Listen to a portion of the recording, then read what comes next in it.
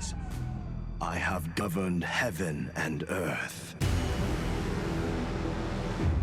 Man or god, each is heard. Their anger,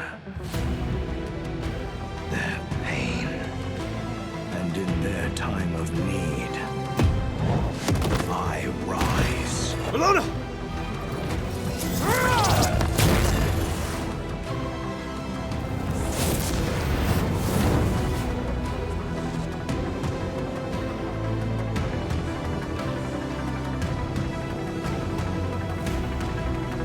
So when the day comes that they ascend to the heavens, the rewards that await are not of silver or gold,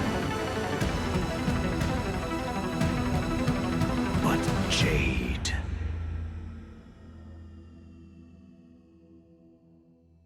Happy Thursday, SMITE fans. Welcome back to competitive SMITE, and welcome into SMITE Masters, an event where we will have our top 4 North American SEC teams, our top 4 EU SEC teams, and all 8 SPL teams competing in a long, lengthy tournament. Long and lengthy, doubling up already. We're starting off great, but by the end of it, one team will be crowned as the champion of SMITE Masters. My name is Dolson. Mifflin is with me to start off this week, this 2-week event.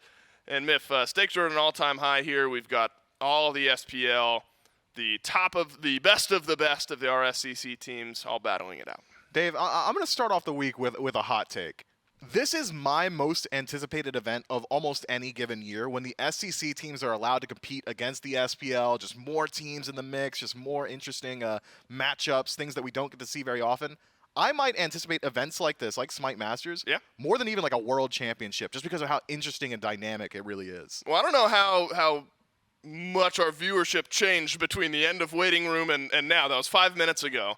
But if there are some who missed it, you seem to think that there could be an SEC team that moves on and maybe unseats one of our SPL squads. Here is our bracket for the group that we will be watching today. So we have best of ones in our first 2 matchups. Eldritch Hounds versus Gladiators is our start.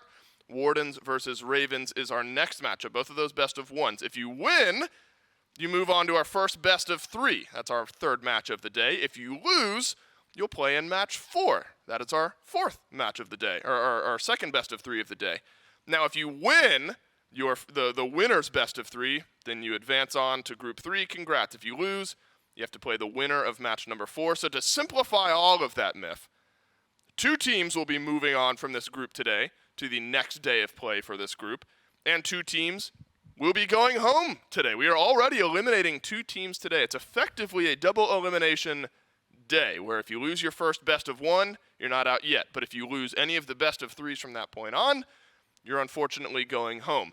So stakes, I wouldn't say at an all-time high for our first match yet, but getting on that right side of the bracket so important. So important. And if, for those of you who that may have confused, because over here I went slack-jawed and cross-eyed trying to figure out what's going on and having looked at that bracket, keep your eyes on sets 4 and 5. Those are the ones where people are sent home, and if you're anything like me, those are the ones you want to watch. And set 3 is our first promotion, I guess, match of the day. Promo match. Promo match. If our first best of 3 sends a team on, 4 and 5 send teams home. So let's talk about the 2 teams that we've got finally here in studio playing against one another. It is your top-seeded North American SEC team, the Eldritch Hounds, against the 4th-seeded EU SEC team in the Gilded Gladiators. And this Eldritch Hounds team, Miff, made up of Remikami, Oath, Crimson, Quig, and Renjaru, they went undefeated in Phase 1 of the North American SEC, which is not an easy task when you look at some of the talent that's in the North American SEC. And so this is a team that's coming in with a lot of wind in their sails, and even though they have already proved something, I think they have eyes towards some of these SPL teams. But when you take an eye towards these clips, notice that a lot of them are probably going to be around the guy on your screen right now, Oath. He has been incredibly dominant through the jungle, has been the main playmaker for this squad, generally creating separation for this team throughout the early phases. And I promise this is going to tie into 9-5.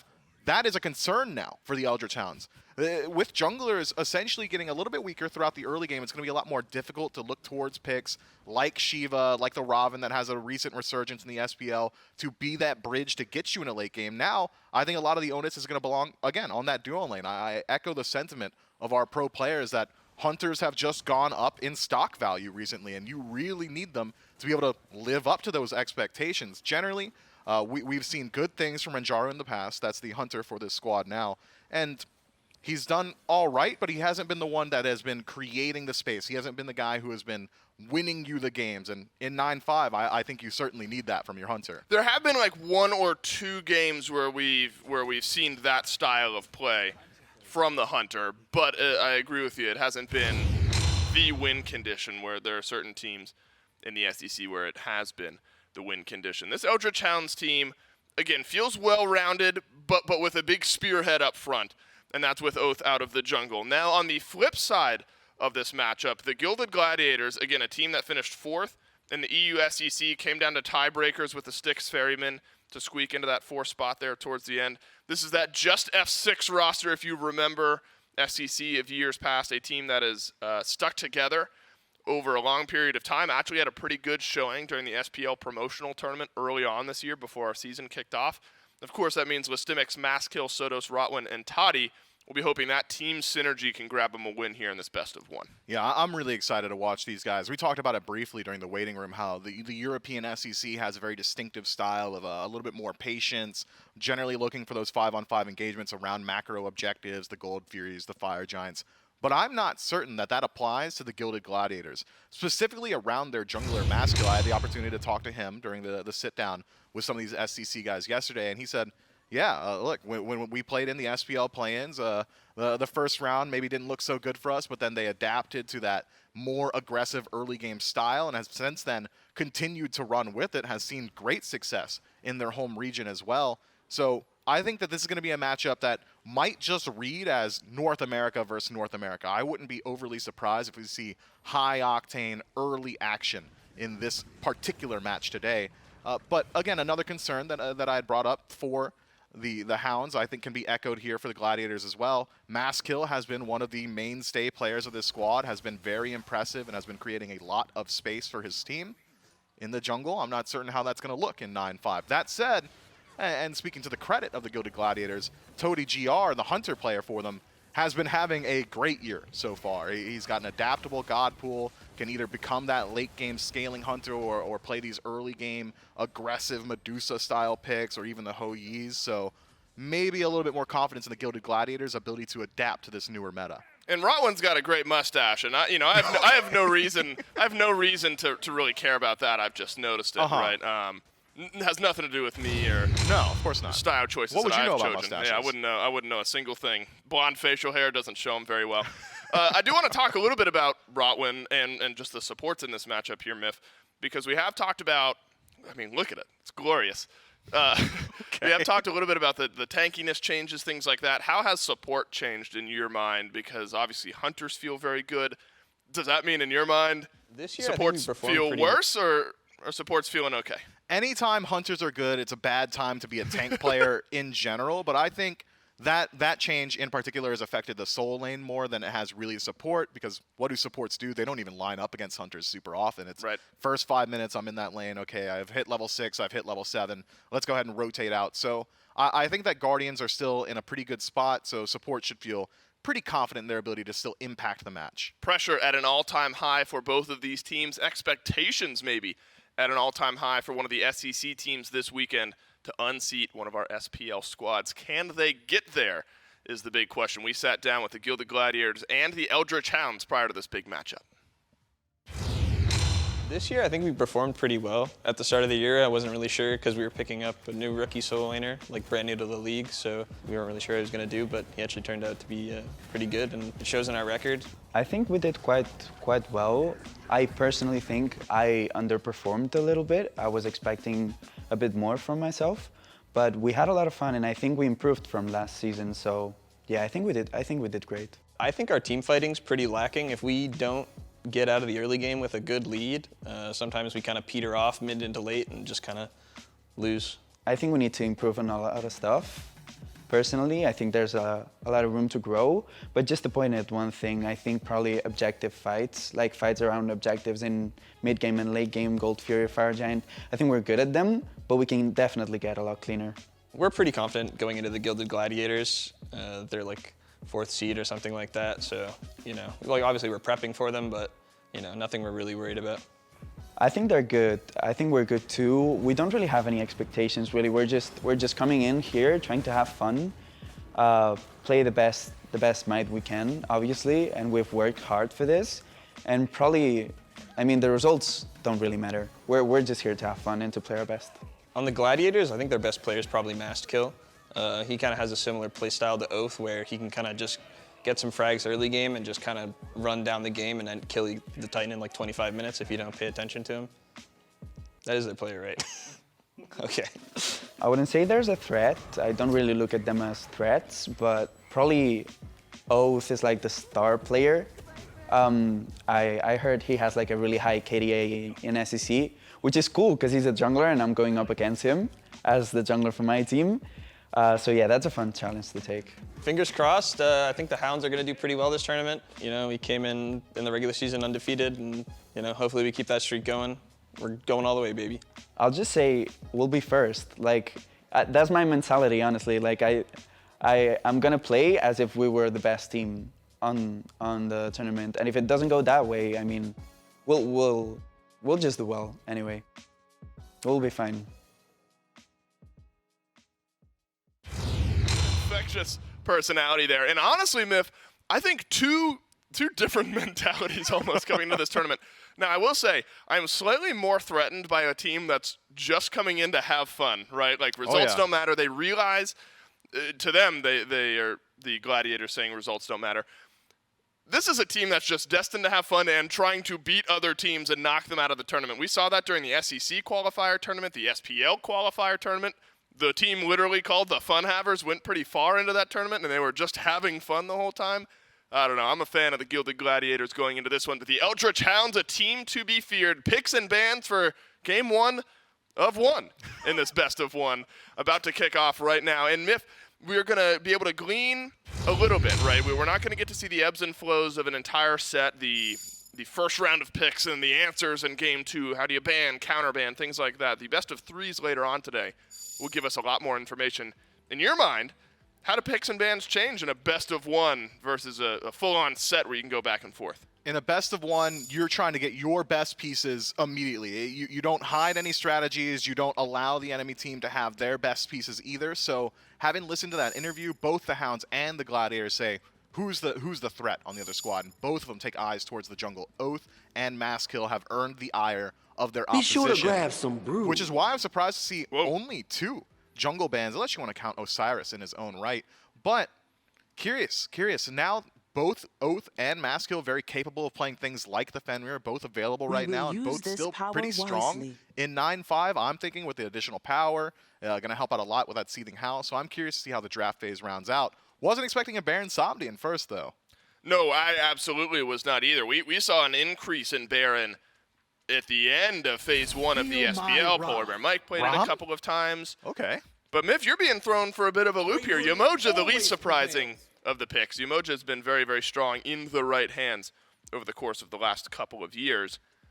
But Rom, maybe not the hunter you were expecting. No, I think I'm still hung up on 9-4. Now in 9-5, with kin size being as core as it is, you want hunters that have got attack speed stims, and Rom's got that in spades, as well as that ultimate just being so adaptable to either completely remove somebody from a team fight before it even starts, or finish off a kill that is somehow able to whip its way out of there.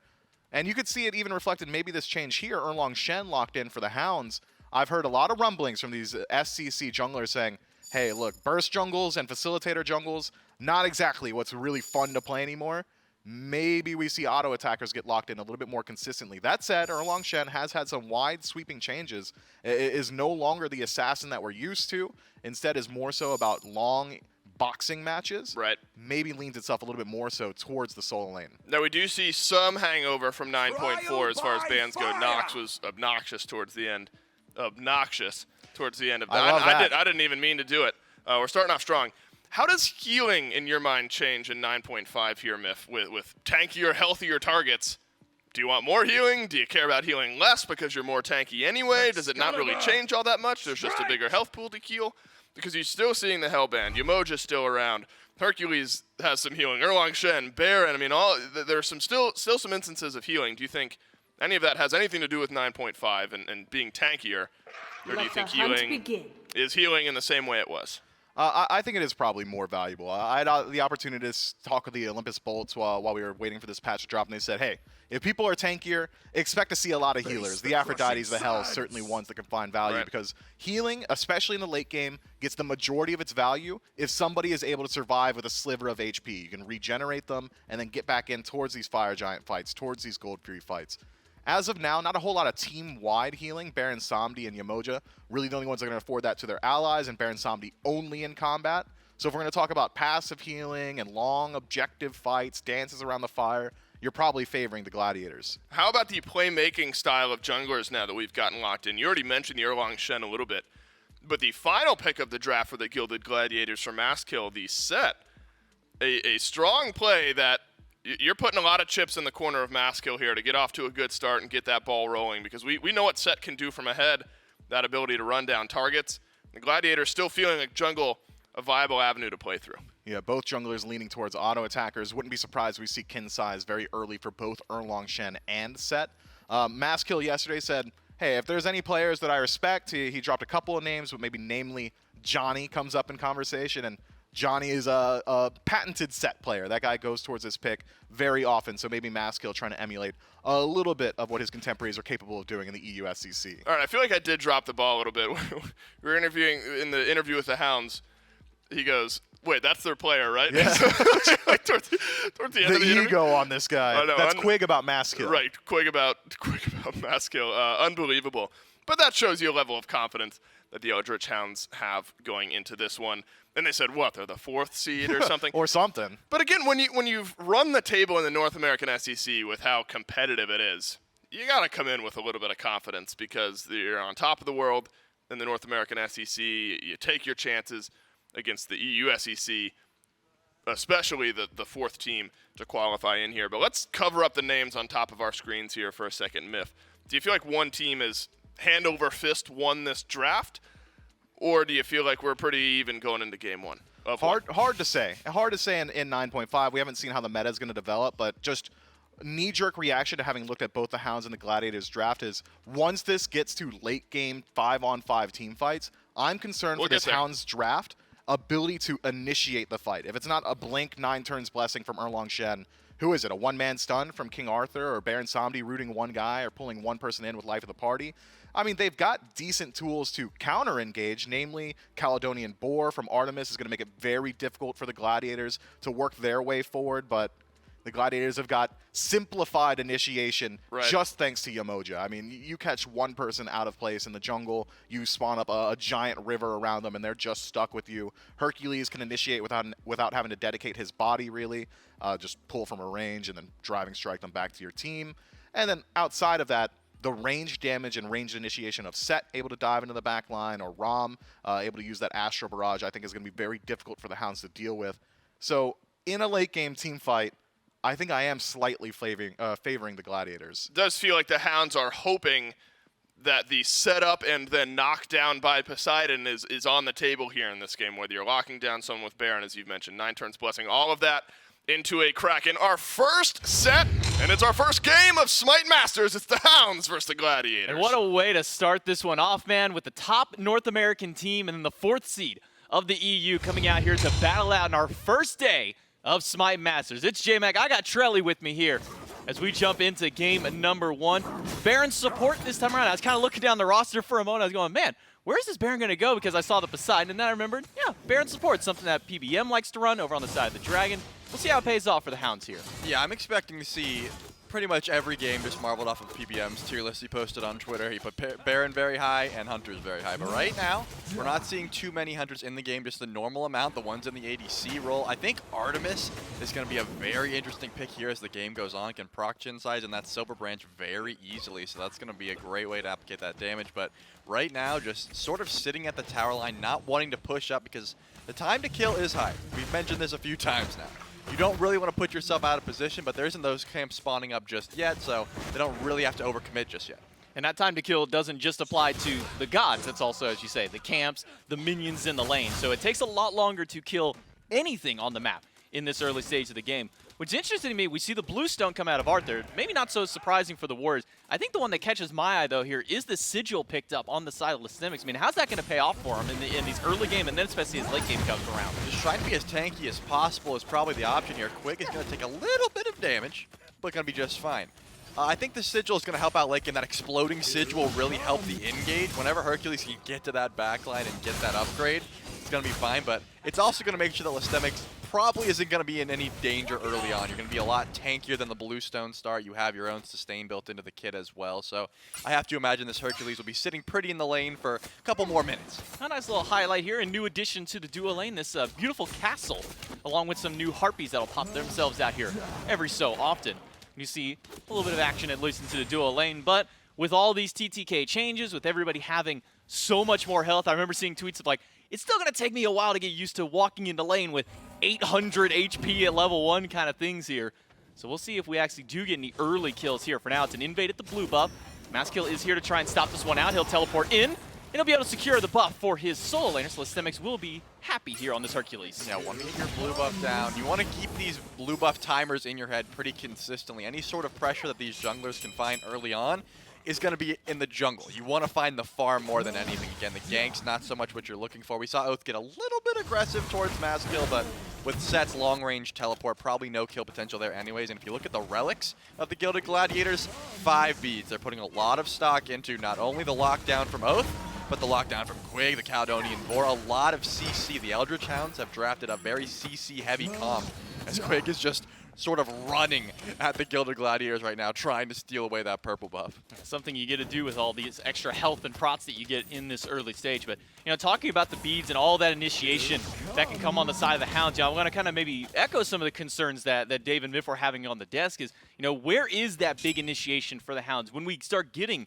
to these 25, 30-minute team fights that will probably inevitably happen up here? I mean, where do they make that here? They'll try and get in at least in the mid lane. Soto's down to half HP. Kraken comes out, and that's enough damage. First blood goes to the side of Crimson on the Hounds. Soto's try to play it as well as you can. Hold your beads, hold that CC, hold the flicker. Just too much damage. Interrupt Crimson. Beautifully placed Kraken is going to make sure to get that first blood down. So as long as that Merlin is behind, that Warlock Sash that he's building into will not get online. You can't start stacking it early, and that's going to start to really pay dividends for the Eldritch Hounds. I mean, Interrupt Crimson going Doom Orb, that's going to be a lot easier to go for. Maskill, though, level 5, initiating onto Quig, slows him down with the skewer and still beating him down. Every auto attack to take him out. A quick beat, though, by Maskill will stop the tidal wave, but the Whirlpool is not enough to slow him down. Maskill will return fire for the Gladiators and put his first kill on the board. That was a really sick pre-beats to make sure that he had the run down there to finish off Quig, but it looks like Rotwin has also made the rotation over, trying to fight for these mid camps. A great answer back for the Gilded Gladiators. I think recognizing that Quig is not very tanky right now, and with that Kingslayer, Set can run down just about anyone as long as they don't have some CC. Great initiation, good answer back. You see a very early 1,200 gold lead, though, out of the Hounds. A little bit from that first blood bounty, but just some extra farming coming their way so far. They're able to keep a little bit of that lead. Losing Quig, definitely going to hurt, at least in the early stages. A level 3 Baron. Going to take a little bit longer before you can get that Coffin online, which is one of the initiation tools that was talked about onto the desk there. But Rotwin with this Umoja still seeming to kind of stand against the test of time here, even in 9.5. Still seems to be a prevalent support. Yeah, I think we already touched on the fact that more HP means healing is going to be more useful, but if you look at the Gilded Gladiators draft, pretty much half their roster, I mean, like a solid percent is using that healing as well. Kingslayer, a great healing tool that you're wanting to use, and Hercules is 3. That's going to bring a lot as well. You don't want to stack that much because anti-heal just gets that much more prevalent. You don't have too much of it right now. The other Hounds have not built into it, but Poseidon's going to be able to go Toxic Blade or Divine. I imagine that there's going to be some more, like a Toxic Blade from Oath as well. So they have a lot of different avenues to apply the anti-heal, and a lot of these gamers are going to be affected by it. Now, this is one thing that I'd heard a lot of rumors and talks about, but I was curious if we would have seen it here. Stone of Gaia, first item here on this King Arthur, an item that we haven't seen in quite some time, Charlie, but I've been hearing, you know, some murmurs in the wind that this is definitely going to be making a rise back here this season. Yeah, it feels good to see it on King Arthur especially. That used to be just the meta build, right? When boots were still in the game, it was Greaves into that Stone of Gaia. Right now, a lot more HP, a lot of knockups you're laning against. Hercules has them, and then as well as that Yemoja. So wanting to get that HP procs and just the HP 5 is going to help you out a ton. I think it's going to be a solid build depending on, you know, which character is using it. But look at this. Again is, wow, a lot of damage to take down Mass Kill. That'll be a quick and easy pickup for Krim off a greedy invade on the side of the Gladiators. But now that we've also hit that 6-minute mark, Trelly, new obelisk has popped up here. It's kind of talked about during the waiting room. You get those trebuchets to stack up potentially as the late game goes. We'll see if these teams can make use of those now that those Lost Knights have spawned in. Tusky on the left-hand side. Quig up on the coffin to immune some damage out, but it's not going to be enough. Rotwin, credit to the kill. Dudeman Pro will walk as fast as he can. Does he have enough mobility to make it out? The bubble slows him down, but Toddy gets caught in the trap, and Dudeman will make it out, only losing out on one. Yeah, Toddy did not want to use the beats there and try and go, but it looks like Maskill's trying to chase this down with Kingslayer. He will go in, but a good stun from Remakami will slow him down. Beads had to be burned by Maskill, but Maskill still wants to get some action through, but one final pin by Oath should slow down this set and keep the Gladiators from going any further. Yeah, it looks like the Eldritch Hounds recognize there was a little bit of pressure in left lane. They want to try to get active on the right side of the map, but there's still a man down, so they really can't force that. A good play by Maskill, just popping that ult, trying to scare everyone off, and now going to be invading those back camps as well. So definitely a win for the Gilded Gladiators. Still a bit behind in gold, but I think their positioning and answering back was just perfect. So greedy by Maskill. He died going for those same back camps not even, what, a minute ago, and then he almost, takes a good poke in that last little bit of team fight and then decides, you know what, I'm just going to walk back there and take him again here. So Maskill trying to get as much farm as he can because this whole team needs it. Just about everybody, well, I can't say that. Him and his solo laner down a level right now where the duo lane is thriving. Rotwin is in particular here, level 7 on this Yemoja versus only level 5 out of Quig. Yeah, it looks like Quig is forfeiting some farm for himself to try and get his team ahead, but also you need some items, and right now he's going for the Spirit Robe. Recognize there's a lot of CC on the enemy team, doesn't go into that Gauntlet of Thebes right away. He's not stacking that up. If you look over at Rotwin, already has 29 stacks on, so that's going to be that ore item online a bit earlier, trying to survive as Baron, probably the name of the game here. Already fallen twice, though. I'm talking about survival. I mean, a Warlock staff out of Sotos, an item that we haven't seen in quite some time, but has now made its return here in 9.5. Get a little bit of extra tankiness for Sotos. He was already extra tanky with all the changes, but add a little bit more. And now we get a first look here at the Trebuchet. As you can see, it doesn't move. It's just sitting there in the base. You do need to send somebody back in order to move it. But I'm curious as to see some of the strats that these teams will pull. Do they leave it there and get a big stack of them going all at one time? Or do you just send them down there and go full send? We'll see how that goes as more invades up to this top-hand side. This time it's Maskill's back camps, and now Blue Buff in danger. 3 versus 3, though. Sotos rotating over.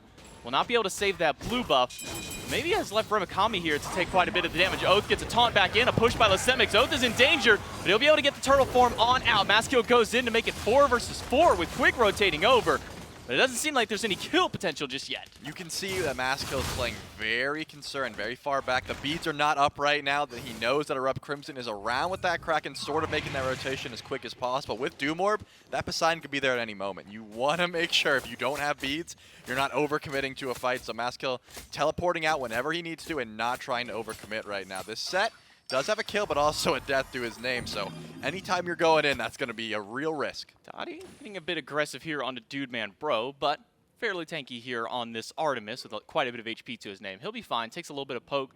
We'll sit back behind the tower, maybe seeing if at least his opposition will push that wave in. Fight over the mid camps maybe happen. No, never mind. Corrupt Crimson has more than enough damage. I always forget how much damage that Do More provides, and maybe why that's not we've been seeing a lot more of. Yeah, I have the jungle and Doom Orb. It's going to make sure that Crim can just pop his 2, fly to any camp he wants, clear it up as quickly as possible, go to a wave, and that's sort of what you want to see from this Poseidon. Level 11, so the best farm on the map up until Remakami hits level 11 as well.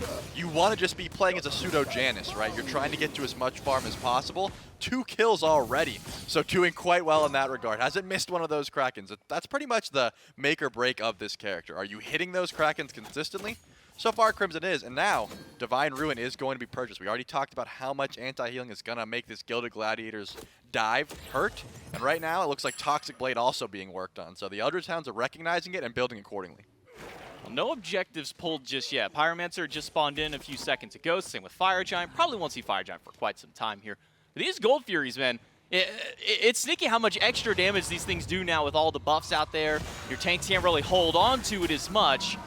These Riptides, at least out of Rodwin, are being a pain here for the Eldritch Hounds. But so is going to be that Whirlpool on the opposite side by Crimson. That'll lock down one spot.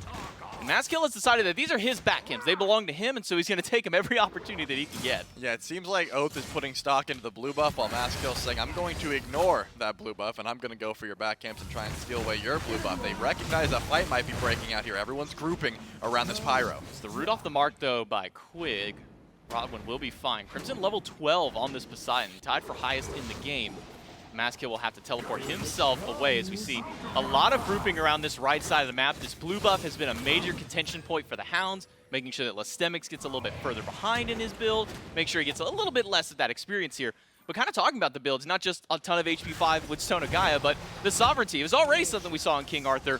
But this guy's got to be nearing like almost 100 HP 5 at this point. Yeah, at this point, Ramakami is going to be very difficult to kill unless Sotos is around, and Sotos doesn't even have that second item finish. Could be a Spear of Deso, Divine Ruin, Spear of the Magus. Any one of those flat pen items would help out because Ramakami has built more so into that HP 5 and physical protections, as you mentioned. I think because of how much HP is on the map, it makes sense that Toddy is going into that Shin size, but look at Dudeman, bro. He's going for the crit start, and it looks like the Hounds are just going to pull this Pyro. Pyro already down to a quarter HP. No response from the Gladiators. This first objective should go the way of the Eldritch Hounds, and that'll be a nice little boost of gold for them. 2,200 already in this game, even despite the kills being tied up. Dudeman Bro, though, walking into lane could be in danger. Does manage to sneak past the River's Rebuke. And the two traps on the corridor of the jungle make sure that there's no entry point in for the enemy team. Yeah, trying to get Toddy ahead seems to be an option here, but Dudeman Bro has been playing pretty far back and pretty safe. It looks like just ulting to try and confirm the purple buff, but I can't imagine there's going to be any engagement. Here comes the rest of the Hounds. Quig is on the way, Crimson as well, and that's going to be the call now for the Gladiators to make their escape. Riptide used to get themselves out, but Dudeman Bro losing out on just the ultimate in that fight.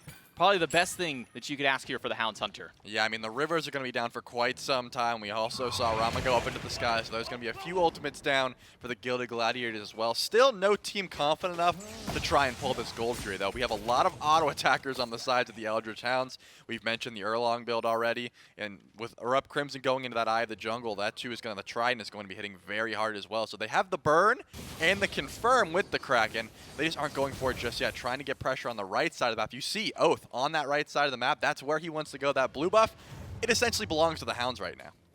You see a small group up here in mid. Maskill wrapping around deep, but maybe heading over towards that dual lane instead. So it'll just be the 2v2. Make it 3 as Oath blinks in, gets the taunt up against Rotwin. The Coffin not going to pull anybody in just yet. Rotwin finally does go through, and the Kraken comes up, and that'll be enough to help secure the kill onto the support. But Maskill goes back in himself. Now it's another 2v3, but Maskill is losing this fight. You're going to have to turn tail and run if you are Maskill, and even Oath as he fell low as well. Yeah, it seemed like Maskill tried to go for the 1v3 there. Sotos is not providing too much help. And you just, as a set with full damage, it's very hard to find these re-engages when not that much was wasted. Oath got pretty low there, but Maskill ended up having a double Relic ult and still not really find much answer to that engage. I think Rotwin survived pretty well with the Gauntlet of Thieves and Spirit Robe combo, but finally, looks like the Eldritch Hounds are feeling confident enough to pull this in. Unless there's fancy snipes from Toddy, there's no one close.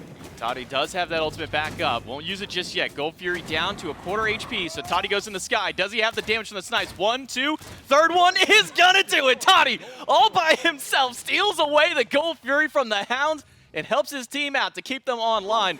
Dudeman and Quig also low, not just from the snipes, but from that Gold Fury damage too. I mean, it was a great play from Toddy, but you gotta just reset there. You don't have to 50-50 those. Rama Snipe, level 14, doing a lot of damage. Rotwin, though, might be in some trouble here. Double Riptides away. Got a lot of movement speed, but does he have enough to find a way out? Use the last of his Omi to try and slow down Oath and just buy as much time as he can. Rotwin will go down here, so at least a turnaround out of the Hounds. Oath will get the credit for that kill on there. But with that Gold Fury steal, it does swing that goal just a little bit closer now towards the Gilded Gladiators. What was 22 plus is now sitting only at 1,400 now for the Eldritch Hounds. Yeah, the Eldritch Hounds still definitely in a commanding space at the moment. They're able to pull Pyromancer once it comes back up. They have that timer, but it looks like trying to shut down Toddy seems to be on Oath's mind right now. We'll get the roll down, but the purple buff looking a bit more appetizing. We do get a nice little first-person look at the steal that came from Toddy, or at least one more shot at the snipes that he used to steal those ones away. And I mean, that's something that you always got to worry about. There's a ROM you probably don't expect how much damage the snipes can do, but I think you're right to say, I mean, you see the first snipe come through, you almost always just got to reset that. Yeah, and if you don't have Kraken available, which we know they did, Crimson's got to say, hey, my Surge is not probably going to outconfirm this. It's going to be a rough one. Let's just not 50-50. But Remakami fighting 4 at the moment. 4 versus 1. Rivers Rebuke, he uses the ultimate to get up in the sky, immune at least 1 ultimate, but I'm not sure he's going to be able to make it out of here. Stun just off the mark. The boulder goes through. Remakami is still swinging away, and he will somehow manage to make it out of all of that, even surrounded by 4 of the Gladiators. He still managed to find a way out. Sovereignty, Genji's, and the Stone guy, but now Remakami not only is back and alive, he's engaged. He's going back in. Meanwhile, Rotwin being dealt with by Oath. Lastemics does finally put down the King Arthur, but Toddy rotating over means that Quig should go down, up onto the coffin to only delay the inevitable. So does credit to the kill, and Oath on the run through the jungle as he tried to distract the rest of the team. Yeah, the Hunter from the Eldritch Hounds has not made that rotation, still pushing left. Now Dudeman Bro is trying to make it over, but it looks like the Gilded Gladiators are looking at Fire Giant and then going, that's got a lot of HP, and our health bars are not looking so solid. So not going to be pulling that one. It looks like the farm game, more so what they're focused on. But I think Remakami definitely said, guys, I'm nuts. I can't believe I just lived there. I'm going to go in, and then realize, like, wait, I just used literally everything to try and get out there.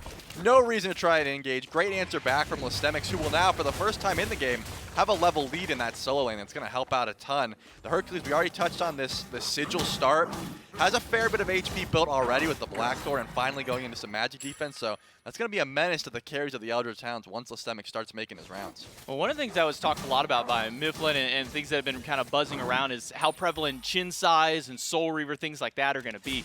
Well, so far we do see that Toddy has picked up a Kin size.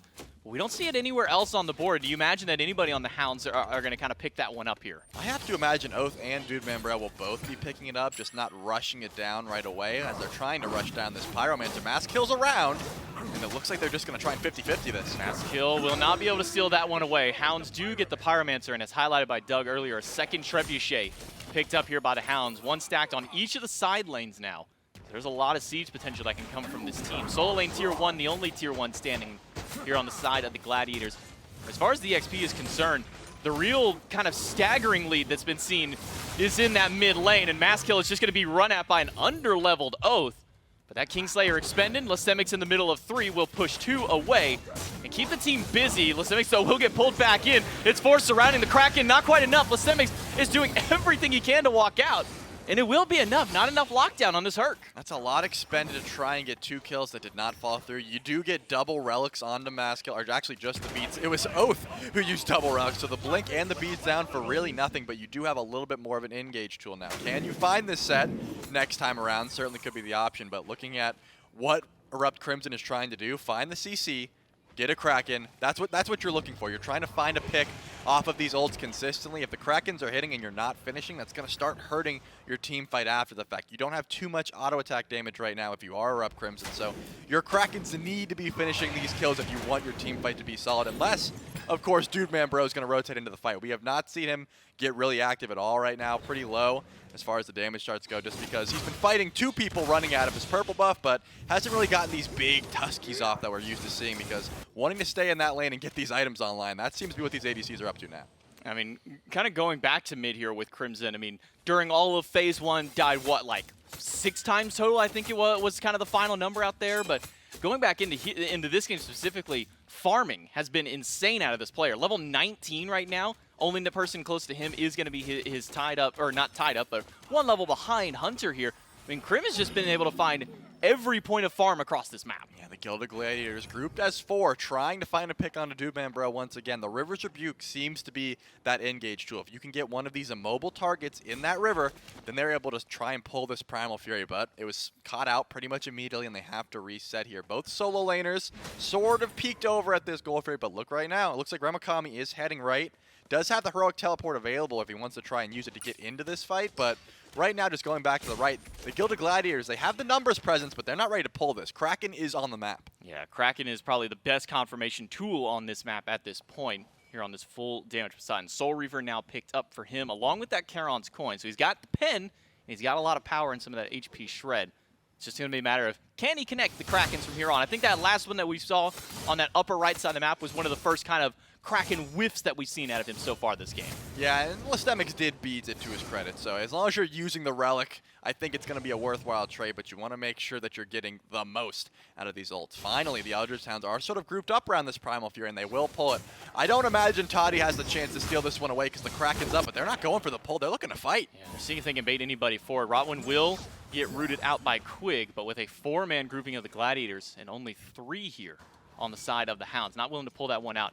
One Trebuchet did get sent out here, so Maskill had to go to hold that one out. As you can see it firing away. Primal Fury, though, down to a quarter HP. A pull-in by Lystemix. Primal Fury hasn't been leased just yet. They're still committing to the fight. The Gladiators, though, they steal it away. They out-confirm the Kraken from it. A double stun in the backline, though. Rotwin, half HP, pulled back into the coffin while Remakami deals with the backliners in the back line. Oath finds one. Remakami picks up Toddy, slams it back down, but Quig is falling low, but the healing is enough to keep everybody alive. It's a double kill for Oath as he continues to bat away at the carries. Beautiful Aegis by Crimson, but has to juke out the and Lystemix is going to finish that one. You get the objective, but the Gilded Gladiators were falling a bit. Ramakami still trying to run away here. Remakami down to a quarter HP. Lystemix very healthy on this hurt, and we'll get a little bit of extra speed to chase him out. Doesn't find the driving strike after. And with Dude Man Bro waiting around, not going to be continuing that chase here on the side of the Gladiators. But once again, Gladiators stealing away another objective from the Hounds. I mean, Charlie, how does this happen? I saw the Kraken go down, and honestly, it looked good. It must have been just a little bit of damage off because I think all of the Eldritch Hounds were like, we can't let this get stolen away. Let's just put everything down. The rivers go up, and then your vision starts getting blocked. You're like, can we confirm this? Blah, blah, blah. Everything goes down, and then the Gilded Gladiators get it, and they get the fight after the fact. They now have climbed ahead. Despite being down 1 kill, they are ahead in gold now going into this late game portion of this match. Level 20 for Maskill. Oath 2 levels down. No sort of upgraded starters going the way of the Eldritch Hounds just yet, but the Gilded Gladiators, it is now their game to push. They can try and go for this Fire Giant. We've already mentioned that the Kraken's the best confirm on the map, but after that, I'd be worried if I was a Hounds fan. Yeah, right now we're not so sure anymore. It's like, in theory, it's the best one. It does the most instant damage, but if you fire it too late or too early, not going to be too much of a help there for you. Talking about, you know, the healing on the side of the Gladiators, a lot of the self-sustain that comes from a few of these gods. On the outside, we have seen the Hounds respond with Toxic Blade and Divine. We're seeing a little bit of anti-heal picked up for Quig and Oath here, at least to go up against them out of Sodos. The Eldritch Hounds, though, will not be deterred from losing one objective. They'll go back to the Pyromancer, the only one they've been able to confirm for themselves, and they should be able to take this one down no problem. Yeah, if I'm the Eldritch Hounds right now, I'm telling, you know, guys, we can't stop shooting. Even though we've messed up 2 Gold Furies in a row, 1 Primal Fury and 1 Gold Fury, we can't stop trying to push our aggression because right now, it's relatively even. The only real level leads that we've mentioned is in the jungle, and then in the solo, Remakami's down. It looks like Quig has a level lead, and even Dude Man Bro actually still does have the XP lead. So you should not be deterred from pulling this, but it looks like the Gilded Gladiators are trying to set something up here. They do catch Dude Man Bro inside the rivers. The shell will allow him to get out as well as an ultimate from the Hunter, but Dude Man Bro is taking a lot of damage from these snipes. All 3 do hit from Toddy. But is that going to be enough chase in? Maskill looping around the backside of the Simic did say blink pull up onto Doom Man, but a good stun from Remakami holds him out. But is it enough though? Maskill chasing out Doom Man will find the kill. Remakami and Quig both falling low. Maskill will go in, and Toddy will find the kill up onto Quig. Remakami low, and Remakami gone. Toddy picks up the double. And now it looks like the Fire Giant could be looked at here. Oath still has ultimate, but Kraken is off the table. A Blink 9 turns Blessing could be a massive engage, but Erupt Crimson sees the set clone and says, guys, they know exactly where I am. I don't know if I can get in there. Only steal tool you really have is the Whirlpool into a Tidal Surge, and it looks like neither one of the Eldritch Hounds are going to step up here. The Gilded Gladiators, late game has hit for them, and now these builds are really starting to come online. They have FG, and they're going to start running down right lane. But it really just feels like the Gladiators are just coming back in this, not just from a couple of these last little team fights, but mostly from this objective. I mean, when you're drafting these big burst mages like Crimson has, not securing these objectives has really kind of been the factor that has allowed the Gladiators to come back, it seems. Yeah, and I got to say, Lystemix with this Shield of Regrowth has been clutch with these pulls in. Also gets away just by the skin of his teeth there, so this Hercules pick specifically has been just feeding kills onto a silver platter, essentially. Just the Earthbreaker into the driving strike. Anyone who wants to follow up can. Been pretty consistent hitting this CC, so gotta give some credit to the solo laner of the Gilded Gladiators. Just we were concerned about the engage for both of these squads because you really just want to say, hey, you know, Baron wrap it up into a coffin and or a massive 9 turns left thing from Oath. But right now, it seems like Lystemix is just hitting every Earthbreaker. And now that we are starting to see these level 20s come through, a little later than we're normally used to with some of the changes here across the map with that golden XP, where do you imagine Lystemix goes with this sigil? Does he go for the exploding sigil, get a little bit of extra damage, or does he give himself more procs with that other one? I really hope that he goes for the exploding sigil just because it's more fun. You have Shield of Regrowth, you're going into the backline consistently, but we usually see that paired with like a Pridwin for the double explosion after you ult, so we'll have to see which one Lystemix really values there and will able to be upgraded efficiently. Looking at the map right now, I would not say the Eldritch Hounds are too afraid of this fight, as we do see the sigil of the old guard. So not really wanting that extra damage, wanting to be even tankier as this Hercules. Setting up the kills seems to be the name of the game. Only 2 for himself, but Lystemix consistently hitting that CC. The Hounds, though, they are not stopping that Primal Fury. They are not defending that Tier 2 tower. They're trying to get some farm of their own on the right side of the map. I don't hate this. You don't really have to defend right now. Your relics aren't quite up yet from the last fight, so get as much gold as you can and then try to answer back underneath your Phoenix. Yeah, will be a Tier 2 tower shredded away by the Hunter of the Gilded Gladiators. And all 5 now from the Hounds have returned to base to get started up for this grouping. The Trebuchet has been activated now by the Hounds, so they'll have a little bit of defense there in that left side. The Gladiators, they got their tower, and that seems to be enough, at least for now. They're grouped up inside this jungle and in towards Tier 2 and mid. Should be another tower that can go down, and we do see an Emperor's Armor picked up on the side of Rotwin, slowing down that tower's shots. Because, man, let me tell you, Charlie, those towers hurt now. Quick, though, finding a pull in with the Coffin. Will he be able to grab Lystemix? The boulder holds him out for a little while longer, but Lystemix keeps going. The River's Rebuke comes through, but Rotwin is very low. The Kraken off the mark, and Maskell in the backline will find Crimson, but he trades his life out. Yeah, that Kraken miss is going to be pretty huge, but it looks like the Eldritch Hounds are trying to chase this one down. Soto's very far up. Sotos will be fine, at least for now. Quig not going to reinitiate here. Remikami will put some poke, but not going to be enough. The Eldritch Hounds do hold out, still only losing their Tier 2. Yeah, it looks like the Gilded Gladiators are still grouped up around this red buff. They have the FG and they have the HP, and they're going in. Lystemix trying to hold Oath back. Meanwhile, Quig falling low to the damage of the Hunter. Remikami surrounded by 4, but Oath back into the backline. A good snake is not enough to save him out. It's a double kill out here for the Gladiators. They find 2 in the fight, but can they find more? It's only Oath and Dude Man left to defend. Yeah, it's going to be a 4v2 here. No ultimates available. I have to imagine you let this Phoenix go and just defend the base at this point. 15 seconds on Crim. There's no way you're risking dying here, because if it's just Poseidon up against that Titan, there's no way he's defending. Phoenix and backup has to be the play, and the Eldritch Hounds respect that. They're going to sit real far back and not wanting to get picked right now. This game was pretty commandingly in there at lead. Not ever a massive gold lead, but the Hounds always were the aggressors. Ever since those 2-drop Gold Furies, it's been nothing but Gilded Gladiators action. Well, now we do see the Trebuchet officially activated. Previously was just sitting there on its own doing some base defense, but now we'll try and help and push back some of these lanes. But now that we've kind of gotten a taste of how some of the team fights go, I mean, if you're the Hounds going into these other Phoenix defenses, this last Tier 2, I mean, you can kind of count that one out.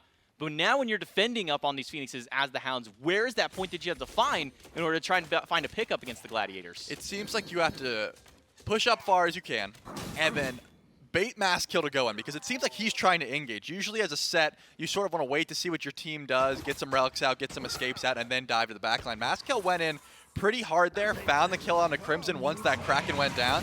If they can bait Maskell in, bait that Kingslayer out, a lot of the Gilded Gladiators engages down. A lot of tick damage from Soto specifically, but the real endgame cleanup is going to be those snipes from Toddy and Maskell diving the backline.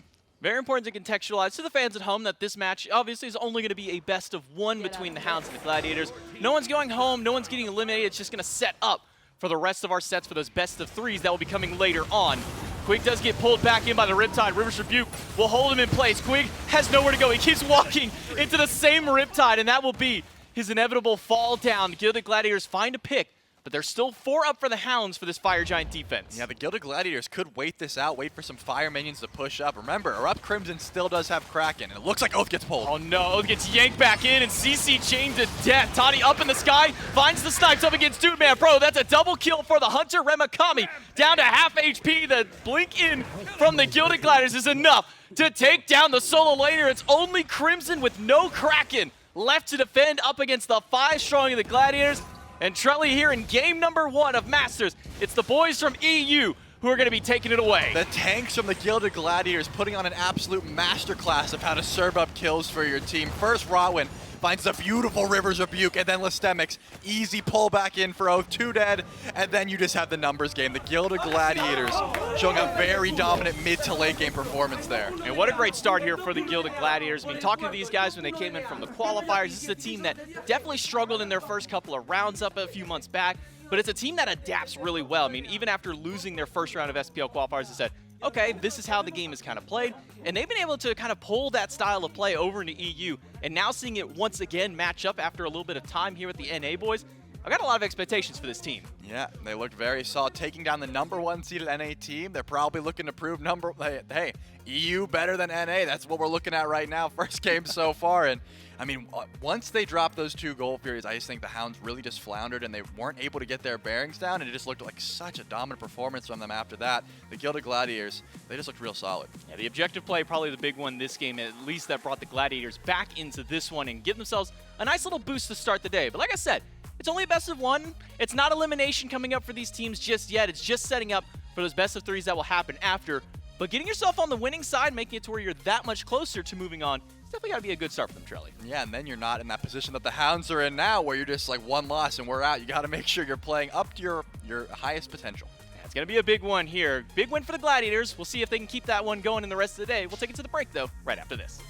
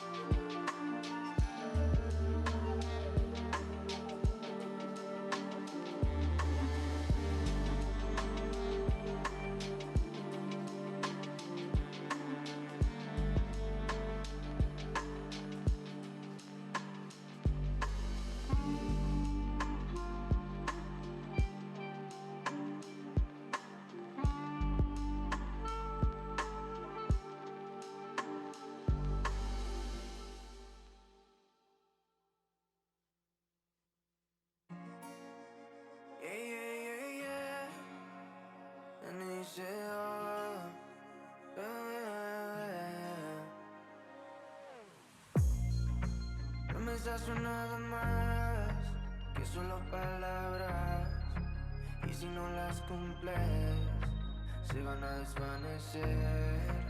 Algún día volverás tú al lado mío y yo de testigo.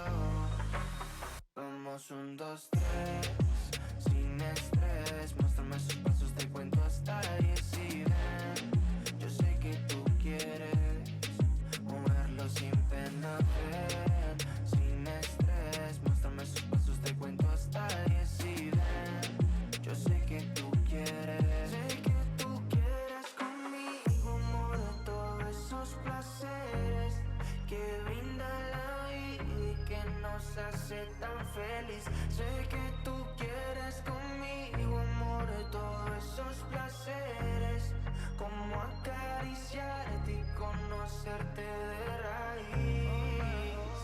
Recuperé la fe cuando yo a ti te vi, mami. Bailabas como un ángel, me acuerdo de ese party. No lo hacías despacito, no eras como Daddy, eras como Bad Bunny, tu flow bastante cari, alright. Hermoso y con timidez me gusta, y con esa sencillez que asusta. Sabes bien cómo es que es combi completa de cabeza a los pies. Sin effects, mami, yo te entono, te subo el pitch y te derrito el cono. En mis historias siempre te menciono, pa' esa reina necesito un tono. Sin effects, mami, yo te entono, con ese beso chica me emociono. Con tu cuerpo y tu nivel, quieres otra vez. Sé que tú quieres conmigo, amor, todos esos placeres que brinda la vida y que nos hace tan feliz. Sé que tú quieres conmigo, amor, todos esos placeres, como acariciarte y conocerte de raíz. Vamos 1, 2, 3, sin estrés. Muéstrame sus pasos, te cuento hasta 10 y ven. Yo sé que tú quieres.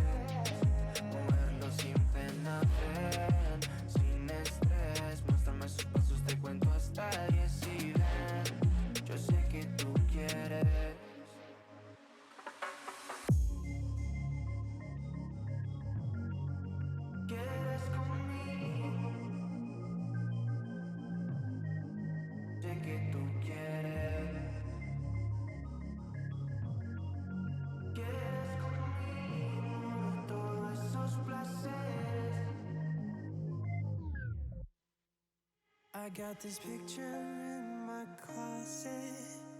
It's gathering dust right now, and the edges have been folded once or twice. It doesn't look the same no more, 'cause the sun has made it pale. I used to have it hanging on my wall some time ago.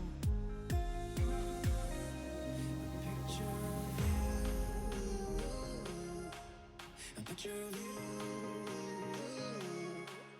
a picture of you, a picture of you, a picture of you, a picture of you, a picture of you.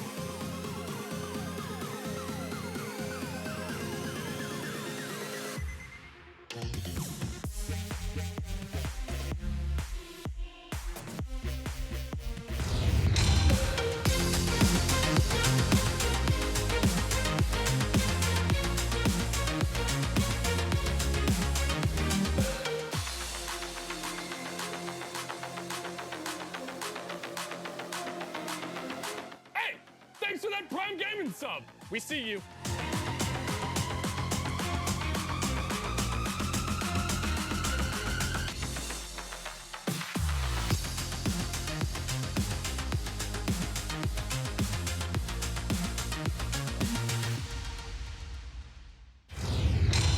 Welcome back, everybody, to SMITE Masters, of course, powered by our friends over at Prime Gaming. Remember, if you're already a member of Amazon Prime, you can get access to Prime Gaming, including Cat Quest, which I've never played, but Miff swears is the greatest game of all time. Okay, I didn't So say shout that. outs again to Prime Gaming for powering us here, of course, during Masters and the rest of the year here in the SPL. Miff, our first best of one is in our back pocket. And it is the number 4 seed from EU taking down the number 1 seed from North America. And you felt like this team comp would flourish later on in the game, and flourish it did. Yeah, there was a clear inflection point where at one point Toddy Giar is getting dove by Remakami, struggling to put out his damage, and then all of a sudden Kinsai's crit was all available. He's got his attack speed stem, and Remakami walks up to Toddy, and Toddy pushes him down like just stiff arms him, man. It was a very clean performance from the ADC of the Gilded Gladiators. And once they got to that point, once they all were capable of playing as that 5-on-5 death ball, I mean, it was clean. The objective play was very well timed. They utilized the healing from the Emoja very well. At points, I would argue maybe what was it called? Foreshadowed? Yeah, foreshadowed by the interview. I don't know. Thank you, Dave. Foreshadowed by the interview where Quig's having a little bit of fun, maybe showing some of his ego, because there was a couple of plays where the tanks of the Eldritch Hounds just kind of get caught out. They get maybe drunk with power with all this new survivability at 9.5, not realizing that they'll still get cut down if a hunter's looking at them. Yeah, just having a bit of a jug. Toddy having a bit of a run here in game number 1, a 9 KDA, as well as near 20,000 damage, which is a very, very good look here for the Gilded Gladiators. And we've already mentioned, Miff, a bit of how hunters feel here in 9.5. The ability for Toddy to step up when the role kind of dictates it, very important. Yeah, it is kind of gross, isn't it? And I think it was very impressive how the Gladiators were able to play around that Kraken. Early on, Crimson hit a couple, and I thought that the Poseidon was just going to start getting unleashed later on in the game. The Gladiators were just able to effectively fight around it. Oath had a fantastic game. Everyone else on the Hounds, though, fell a bit short of maybe their target here, Miff. And so now staggered out a bit. Remember, this is double elim. Hounds face an elimination match later on today. And the Gilded Gladiators, I think that consistency as a team, right? You get enough team play behind you, and you're able to step up in big games like this. I mean, this is a squad. I think they had worded it last time we had the opportunity to talk with them as a team as a grand experiment where they're going to stick together and continually improve. And they have been doing exactly that. Every single time we get the opportunity to fly these guys out to land, to see them play together against some of the best teams in their leagues, or even the entirety of the world if they're able to line up against the SPL later on, they have continually improved and iterated on their style, and are very quickly becoming one of my favorite teams to watch in the SCC. Very exciting to watch. The emotions clearly there for this Gilded Gladiators team, and the head coach, Alpha 25, is here now live for the post-game interview Alpha, first and foremost, congrats on the win here in your first best of one. We talked to Maskill, I think yesterday or this morning prior to in the pregame interview. He said, we're just trying to have fun. We're not worried about the results. Do you think your team had some fun there in game number one? Yeah, definitely. I feel like we were so comfortable with the playstyle that we chose and the draft that we had.